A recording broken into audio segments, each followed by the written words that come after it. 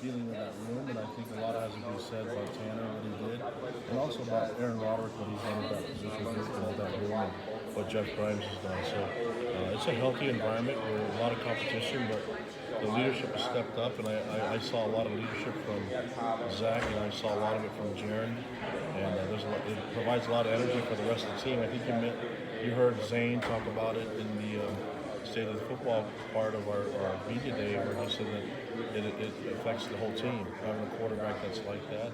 I'm hoping it'll be a huge advantage for us in the fall. Conversely, how does it impact a guy like Zach to have veteran receivers, veteran guys that on the offensive line that have been through the program, 3-4 years, and kind of know the ropes and know what to expect? How does it help him in terms of his growth and progression? Well, I think he came in with the idea that he was going to learn from everyone, and he talks to everyone. He has a relationship with everyone on the team. Our quarterbacks should get along with everybody, right? So he learns a lot from the O-linemen, experienced group in O-line, and experienced tight ends that we have, and the receivers. And so that's been a huge part of his progression, just the whole offense being able to take him under their wing. And they did the same thing with Jaron. And they have expectations of the quarterback position too. So it's just good that they communicate really well. And like I said, it's a huge compliment to them, but also to their coaches and that type of environment and the culture that allows that to happen.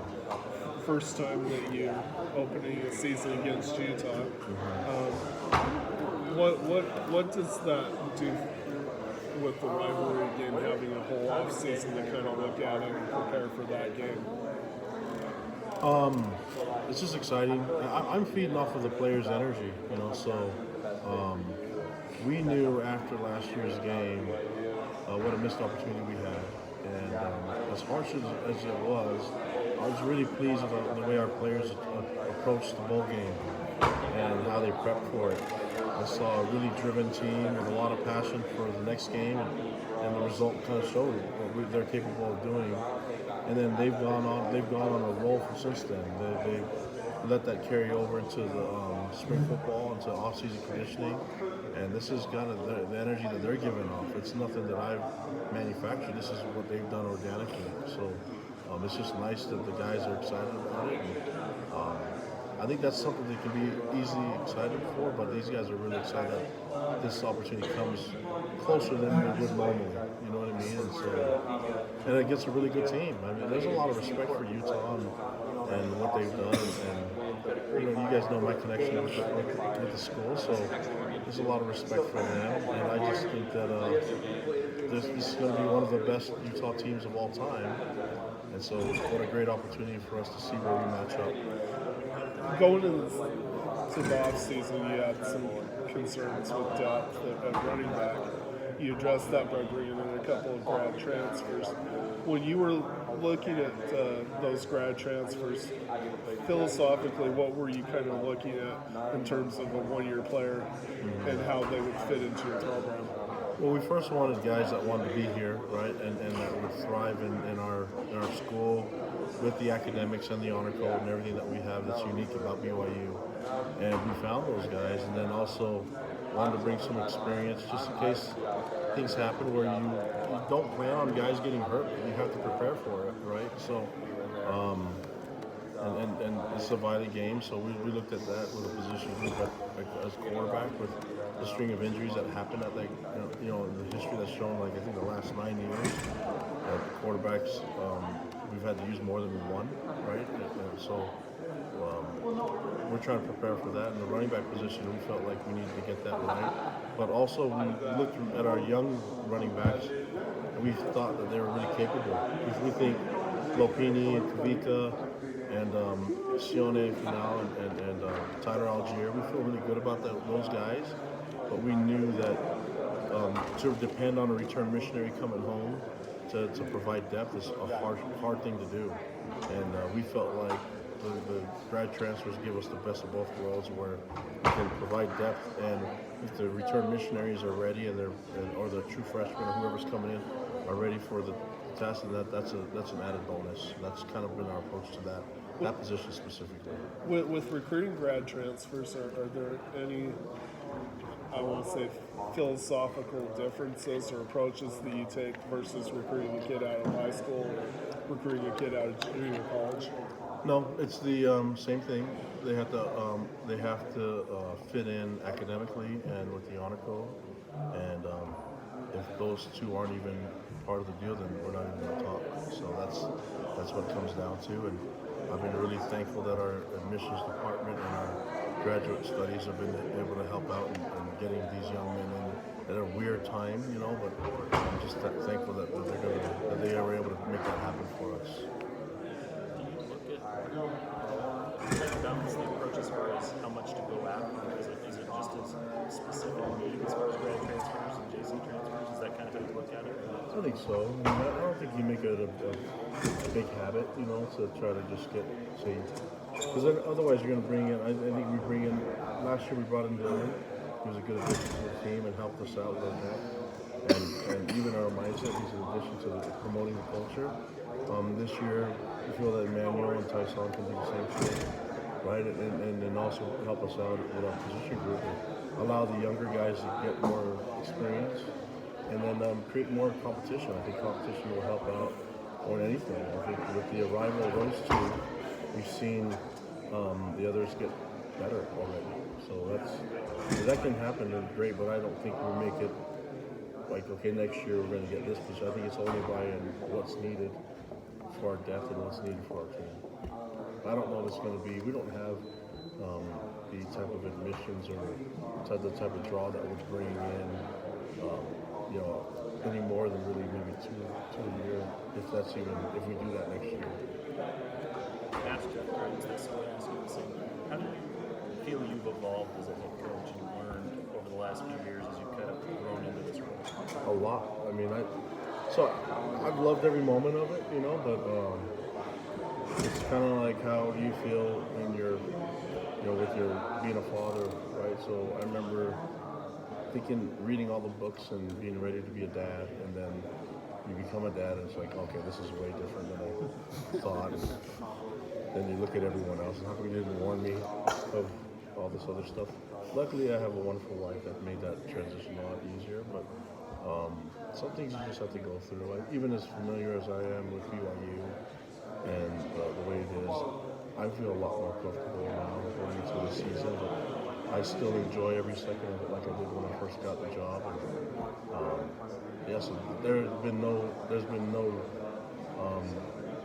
as far as my passion goes for BYU, it's the same. I'm still excited to go to work every day and honored that I have this position. So I don't know if I'm more comfortable talking from the media or whatever. I always felt like I was okay with it, but other than that, I feel good. I mean, you guys tell me. You guys should ask each other if you think I'm getting more. You don't talk about me. You don't talk about me? I talk about you guys all the time. I prep Rhymes and everybody else on that. This is who we got to watch out for. Who is it? I'm just curious. All of you. You write off the enthusiasm of your players now in the summer as things get moving. How confident do you feel like they are that the program's moving forward in a good direction and you guys can have something special? Well, I mean, I think something special was Wisconsin going there and beating them. And what made it even better was that we lost to them the year before, and we were really out-physical by them, right? And the opportunity to take that learning experience and a year later go up there and beat them, even when they're more experienced and their running back had a lot more time on run under his belt. That was really cool. But so was beating Arizona, the first game of the year. I think for us, it's just getting those opportunities. That's why I love the schedule, those opportunities to make memories happen. And hopefully we do that more consistently. That's what we're looking forward to doing. And our guys are really excited for this season and for this. But I mean, we're always excited, but there's a different sense this year from our players, and just anxious to get to the season. And I think this is really a cool day because this means that football's right around the corner. I know it still seems far away, but for us it's like, we got vacation and that always goes by fast. And then fall camp for me always goes by quickly. So I think the hardest thing is for fans to have to wait for these 72 days, and like I said, our players, I've said this before, are so excited to try to have memories, but really create memories for our fans as well. What do you have to do to have a better record against your rivals? Boise State, Utah State, Just and Utah. win those games. Yeah, I mean, so we put those goals up there, and those goals are meant to try to accomplish them. I don't think what's the point of putting goals that you've already done? And so for us right now, we have to. I think it's okay to putting goals out there and trying to get them done, and hopefully, just. Well, I just think that you have to have something to aim for, and it's not just limited to the goals that we put up for our program. There's a lot of things that we want to do individually as players, but also as a program, the things that we want to get done. So, I think every year is a new year. The past can't win you any more games than the future can. So right now, we're just focused on trying to get this first one, and then we'll see what goes on there. But we have 12 guaranteed games. That's for sure. So we can have 12 opportunities where we just give everything we got, and the intensity is 100%, and we're strong with our approach to it. It doesn't really matter who shows up. Our goal is to try to get 12 of those opportunities, 12 of those times that we can do it. And I think we'll have a really good result if we do that. Jeff Grimes has talked about putting Jaron Hull on the field, even if Zach's out there. That's something that goes back to your, I guess, mantra of best 11 on the field. Jaron and Zach can play a lot of different positions. So can Baylor Romney. Those guys, we have a lot of guys who can play different positions, and they're really athletic. So the goal is to win games, number one, and as we make that our number one goal, we'll see what happens. I mean, I think that Jaron is an exceptional athlete, but he's not a wildcat quarterback. Zach can run too. Those guys can run, but. I think in order for him to progress as a quarterback, he's got to stay at a quarterback position.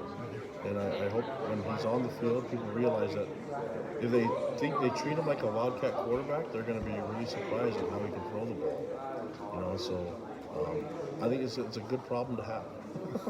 You have so many people to use in the game. How are you going to use them? I like that. We've been in positions where we didn't have enough, and so I think it's a good problem for Jeff Grimes to have, and they're creative on the offensive staff to figure it out. I think that you saw the creativity on our defensive staff using a 6'9" spy. Most spies aren't that big, but I think we've shown that. I don't know if spy is the right word to use for him, because usually spies go unnoticed. Maybe I don't know what that word would be. It's like the most talent. That would be a word. But I think I never thought of that, and I credit Ituyaki and Ed Lamb for having the creativity to do that. So I'm looking forward to seeing what Aaron Roderick and Fessy and Jeff Grimes and Mateos and Clark and AJ could figure out. So I think I've proven that I'm really open to what I really want to do, as long as it helps us win games. But keep in mind, Jaren's not a wildcat guy. He's important. What's Coach Mateos been like transitioning to Awesome. the staff? He's awesome. He's a great fit for our program. I've really enjoyed getting to know him, and more than anything, I just love the way he connects with his players. I think it's weird because he's here and everyone's asking about him, but I feel like he's already been here for a while. You know what I mean? He's had that type of effect on people where he's really comfortable. I love the way he recruits. I love the way he works with his players.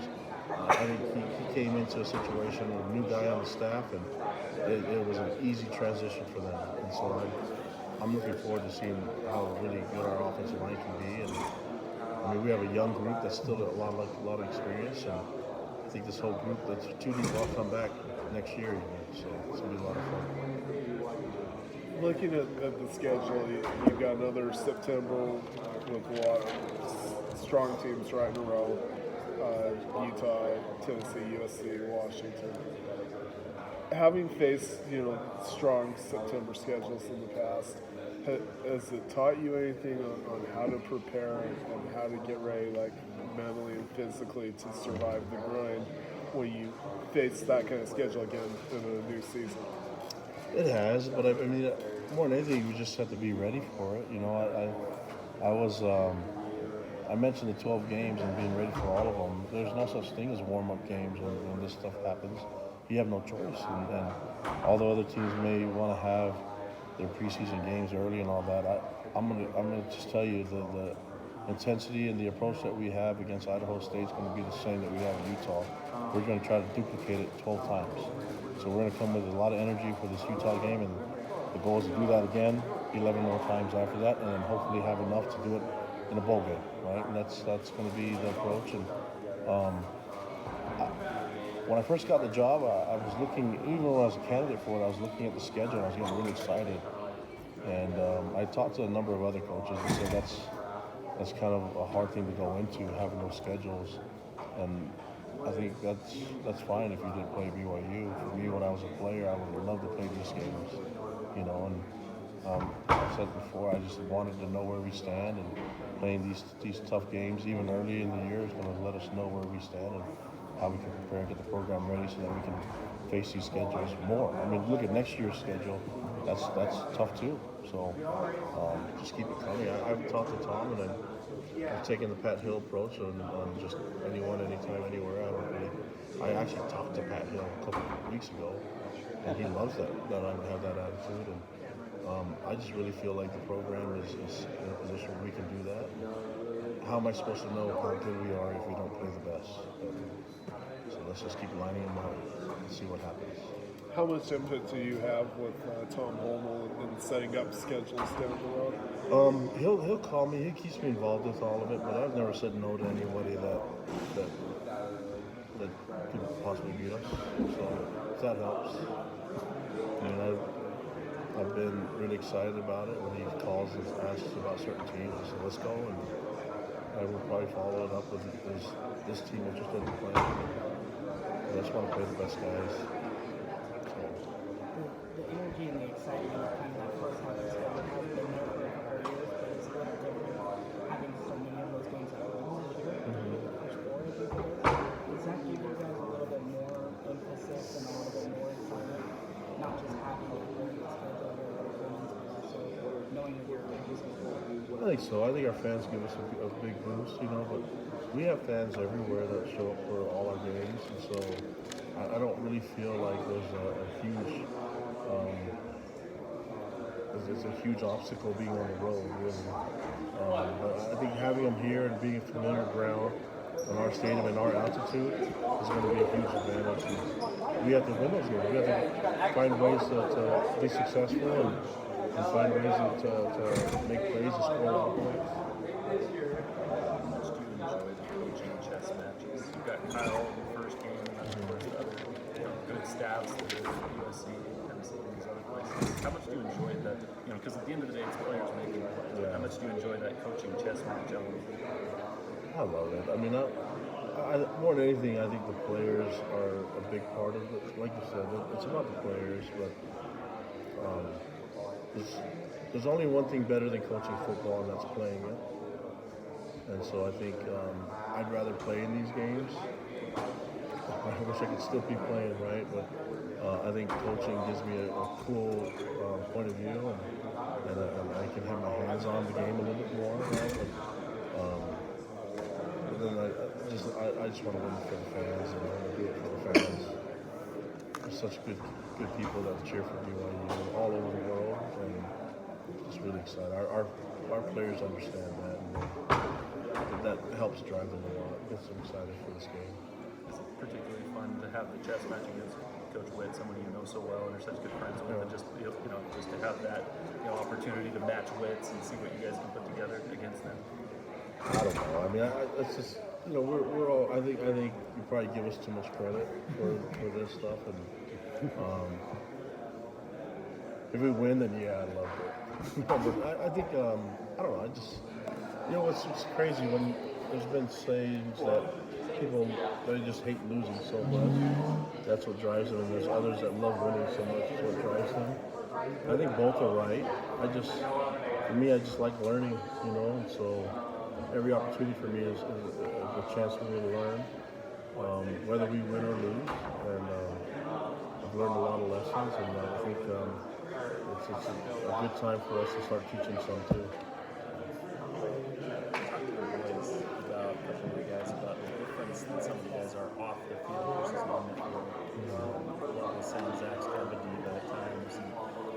talking about Austin being a good dad, and on the field is this intense, how important is it as a coaching staff to help their kids find that balance, to be able to I think it's understand? huge to allow them to be themselves, right? And I think that, I mean, we obviously want them to be a certain way, especially here at BYU, but I think it's important for them to have their beliefs and even their opinions.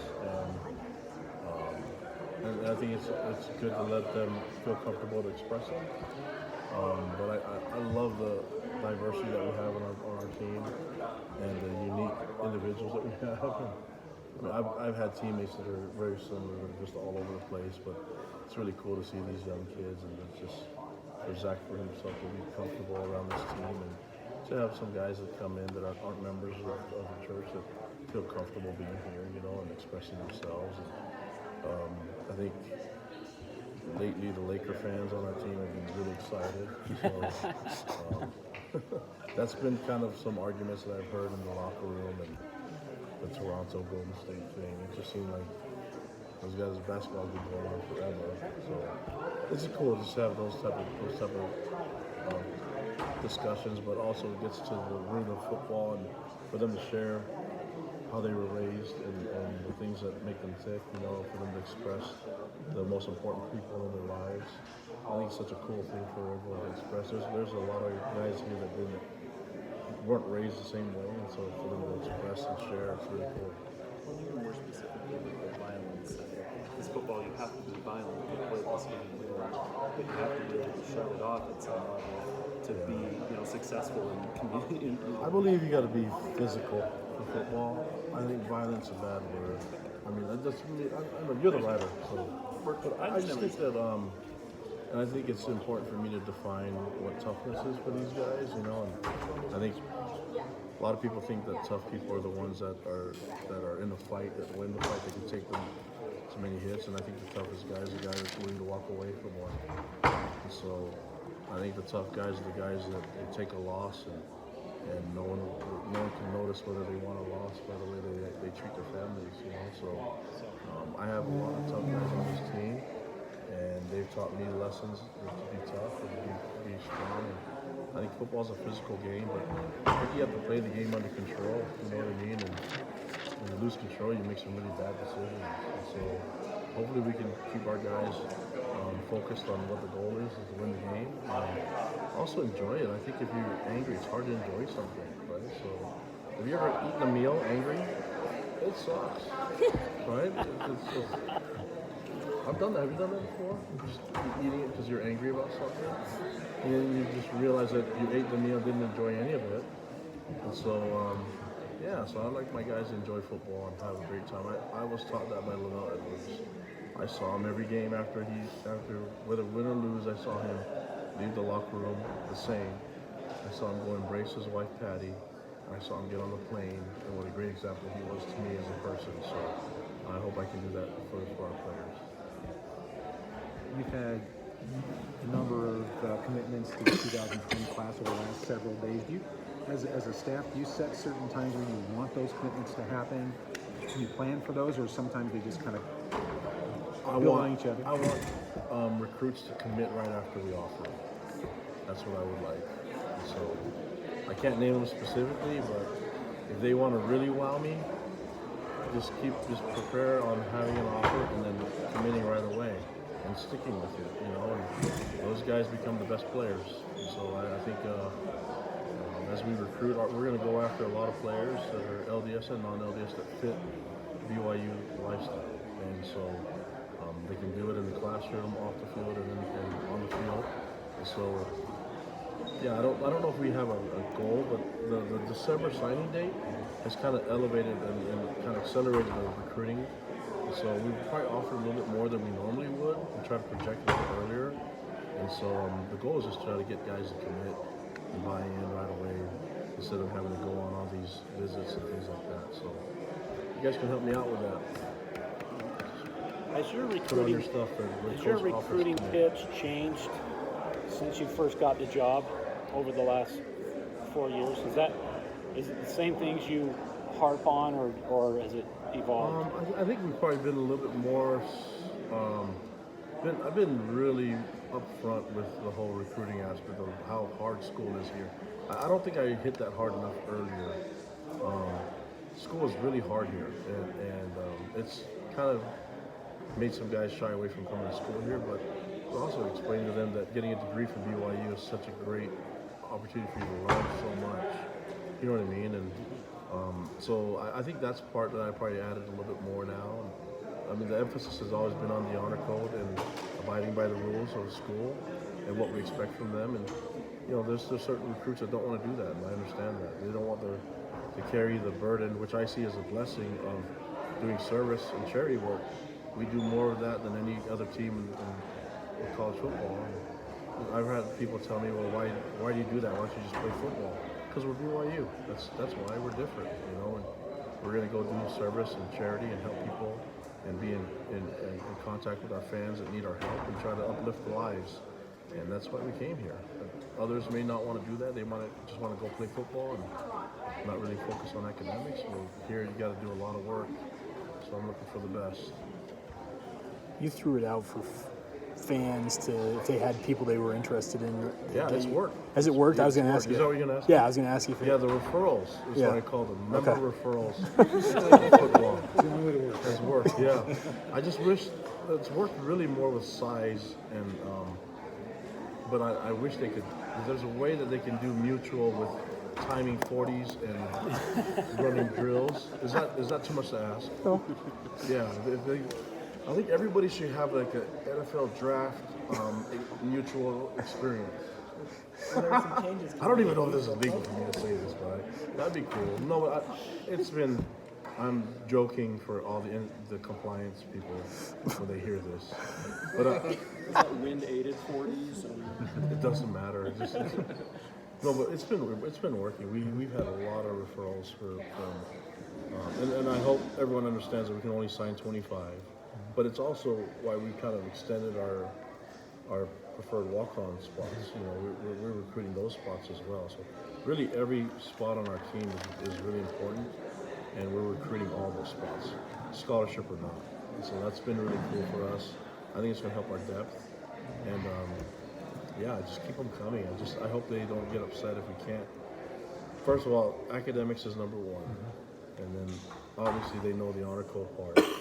And then football ability. There's guys that we're looking at that have never played football but have played soccer or basketball.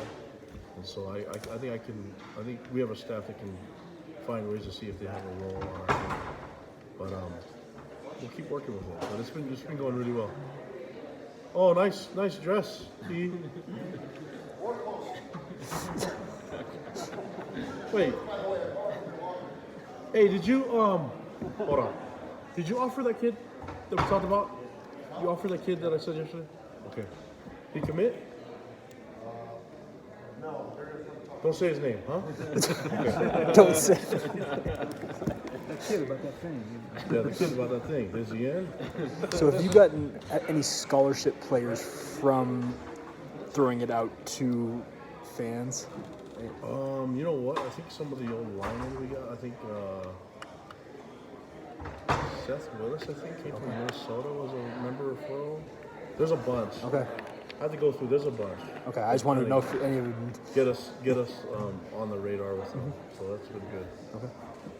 Keep it coming. It's working really well. So keep promoting that for me. But they can work if they can refer them to us and then prep their guys to commit once we offer. Okay.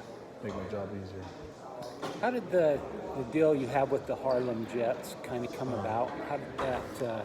So when Lavelle was still alive, I got the job. It was my first year on the job. I met with him every week, and I'd go to his home and meet with him and Patty, and we talk about a lot of different things, But one of the things that Lavelle loved to hear about was the service work that we were doing as a team. And he had mentioned Harlem. He and Patty did a service mission there after he retired from football. And mentioned how he loved that area and how they could really use help. And so we kind of looked into it and created a foundation that could help our players, with funds to help kind of take care of our player service and charity work because we didn't have that before. And so we became the More to Life Foundation and thought it was really cool to go do something in Harlem in honor of Lavelle. And they were really excited about it when he passed away. And so it's been kind of nice to go up there and meet people that have known Lavelle for a while and when they're on the missions and really do some work in the community. We've worked really well with some of the schools there. Sojourner Truth is one school that we work with, and then the Harlem Jets. I think they've kind of expanded a little bit more into the other boroughs and the other teams. We just want to show a lot of support in the area and have them more. It's not just going in there and running a camp. We have a connection throughout the whole year. We've had our position groups basically adopt a classroom, and they'll keep in touch with them on Skype, and we give them some. We'll always have a weekly connection through Skype and through other social media means that we can connect with those guys. And it's been really helpful for our players to be involved with them as well. So it's been a really cool thing. That's also done stuff with True Blue Hero. Bronco already started that with the Thursday show, so we named it True Blue Hero, and that's something that I've been honored to keep on that Bronco started. And then all the other stuff that we do with speaking of firesides, going to schools. I've just been really proud of our players and how much they've been doing in the community. And I think taking them to New York and doing that and having them be connected to that area has been really good for them as well.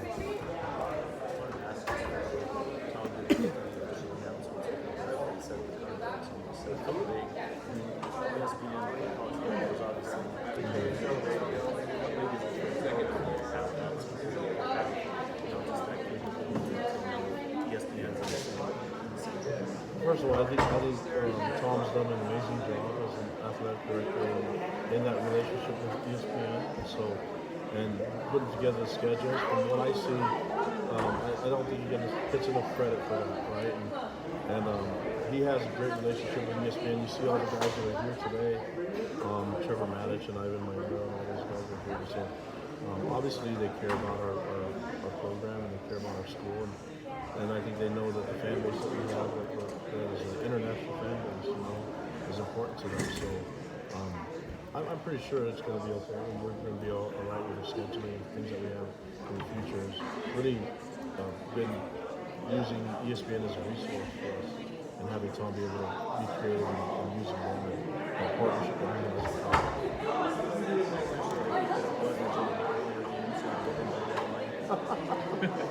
Hey, I'm taking games at any time, man, but I understand where you're coming from.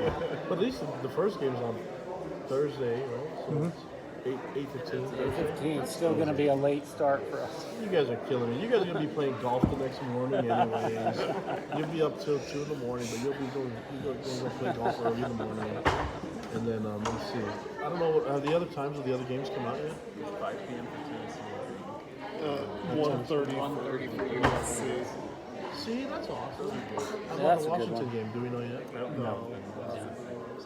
See, you're preparing for something that's not even there. You got to look at the Because positive ESPN, I side. know ESPN likes that midnight time slot. I get it. I understand. They got to fill. They want as much college football as they can get. We don't have to take one game at a time. Let's make them all at 1 o'clock. Oh yeah. If I had more say in it, guys, I would say something for you. But I think if I come in with the approach of, hey, ESPN, our local media really wants us. Sure, that would. I think it'll work. Change I don't know if it's been done before. I'm gonna tell Tom, maybe if you bring this with you, pull out your pocket and say, local media, we really appreciate it. Because they all say they're going to church the next day, so we've got to really help out and beat the deadline. Yeah.